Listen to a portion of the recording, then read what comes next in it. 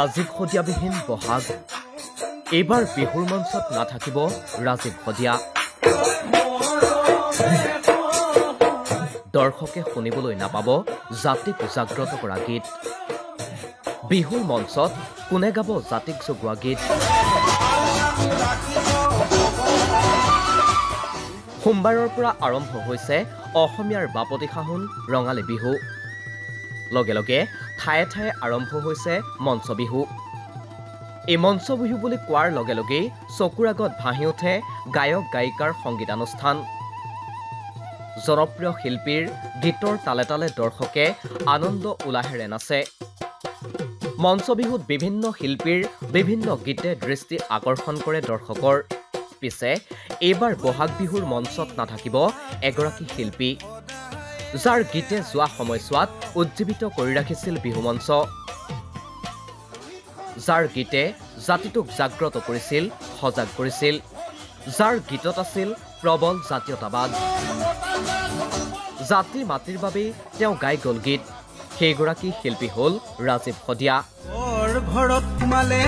বিদেশী বঙালী ৰজা বহতীয়া অধিকাৰ স্বাভিমান ভাষা মোৰ অভিমান বনিয়াৰ হাতলৈ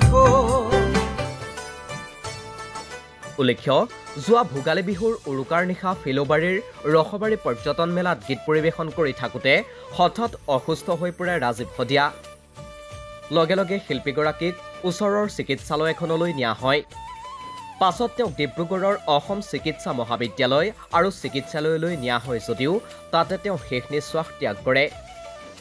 হৃদৰোগত আক্ৰান্ত হৈ শিল্পীগৰাকীৰ মৃত্যু হ'ল বুলি চিকিৎসালয় কৰ্তৃপক্ষই প্ৰকাশ কৰে ইয়াৰ লগে লগে সমাপ্ত হয় জাতি মাটি ভেটিৰ বাবে গীত গাই অহা এটা বলিষ্ঠ কণ্ঠ ৰাজীৱ শদিয়াৰ মৃত্যুৰ পাছতে ৰাজ্যজুৰি বয় শোকৰ বন্যা ৰজাঘৰে তেওঁৰ মৃত্যুত কোনো গুৰুত্ব নিদিলেও জনতাই দিয়ে শিল্পীগৰাকীক উচিত সন্মান আৰু শ্ৰদ্ধাঞ্জলি ৰাজীৱ শদিয়াৰ মৃত্যুৰ পাছতে যেন অসমীয়াই লাভ কৰিছিল এক নতুন প্ৰেৰণা আৰু শক্তি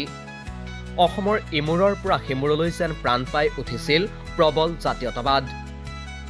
ৰাজ্যজুৰি উৰিছিল জাতীয়তাবাদৰ এখন পতাকা যোৱা 9 ফেব্ৰুৱাৰীত জনতাৰ শিল্পীগৰাকীৰ ৰাজহুৱা আদ্যশ্ৰাদ্ধ আৰু শ্ৰদ্ধাঞ্জলি অনুষ্ঠান অনুষ্ঠিত কৰা হয় 129খন গাঁও আৰু বিভিন্ন দল সংগঠন একেলগ হৈ শদিয়াৰ গেলাপুখুৰীৰ টুপচিঙা গাঁৱৰ এখন বৃহৎ পথাৰত অনুষ্ঠিত কৰা হয় এই ৰাজহুৱা আদ্যশ্ৰাদ্ধ আৰু শ্ৰদ্ধাঞ্জলি অনুষ্ঠান য'ত ৰাইজৰ সমাগম আছিল অভূতপূৰ্ব ভাৰতৰত্ন ডক্টৰ ভূপেন হাজৰিকাৰ আদ্যশ্ৰাদ্ধৰ পাছত ৰাজীৱ শদিয়াৰ ৰাজহুৱা আদ্যশ্ৰাদ্ধত হৈছিল লক্ষাধিক লোকৰ সমাগম উক্ত দৃশ্যবোৰে প্ৰমাণ কৰিছিল ৰাজীৱ শদিয়া যে জনতাৰ অন্তৰে অন্তৰে সোমাই আছে জনতাৰ শিল্পী ৰাজীৱ শদিয়া আমাৰ মাজৰ পৰা হেৰাই যোৱা 3 মাহ হ'ল তাৰ পাছতো ৰাজীৱ শদিয়াৰ গীত বাজি আছে জনতাৰ হৃদয়ে হৃদয়ে পিছে এইবাৰ বিহুৰ মঞ্চত ৰাজীৱ শদিয়া নাথাকিব বিগত বছৰলৈকে বিহুৰ মঞ্চত নিজৰ গীতেৰে সকলোৰে মন প্ৰাণ পুলকিত কৰি ৰাখিছিল ৰাজীৱ শদিয়াই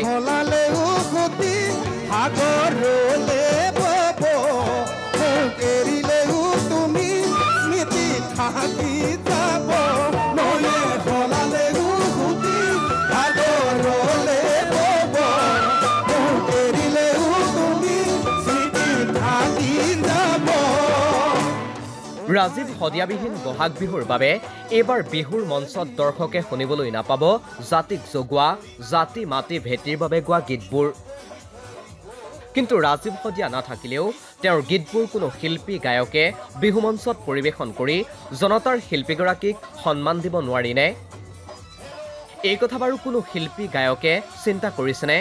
কাৰণ সকলোৰে কামনা জনতাৰ অন্তৰে অন্তৰে থাকক ৰাজীৱ শদিয়া তেওঁৰ গীতে সদায় জগাই তোলক অসমীয়া জাতিক নিউজ ডেস্ক ৰিপোৰ্ট দি ক্ৰছ কাৰেণ্ট